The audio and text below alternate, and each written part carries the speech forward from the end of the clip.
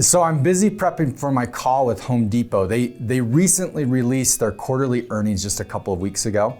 And so I wanted to share what I learned from a 60-second glance at their P&L. So the first thing I did was I went to their investor relations page and I downloaded their 10Q.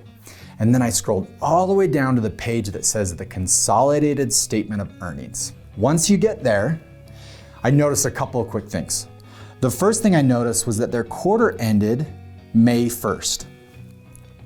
So that tells me that their year ends February 1st, and that gives me a good understanding of their budget cycle. I know that they just probably finished their beginning of the year planning. I can ask about all of that on my sales call. That's the first thing I noticed. The second thing I noticed was their top line sales growth. They grew to 38.9 billion from 37.5 billion last year. So that's a growth rate of 33.7%. So I know the last time I listened to their earnings call, they had a goal of hitting 200 billion this year. And so I'm really curious around just if they think this is a good, strong Q1, if they're on pace for that goal. I can ask about that. Their gross profit was 13.1 billion.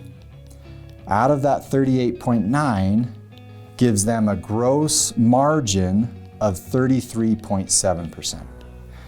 So that is a lot higher than any other retail company I've seen, so that I'm curious what they think about that.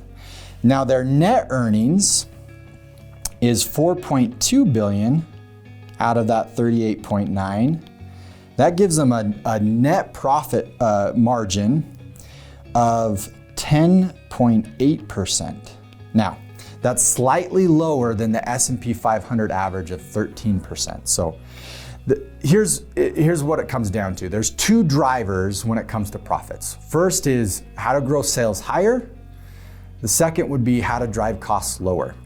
So now that I have a good understanding of where Home Depot's at, I can then ask on my sales call what lever they are focused on.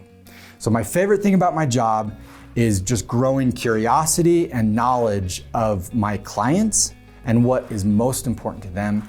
And that's what I learned in 60 seconds with my client's P&L. Imagine what I can learn with a little bit more time.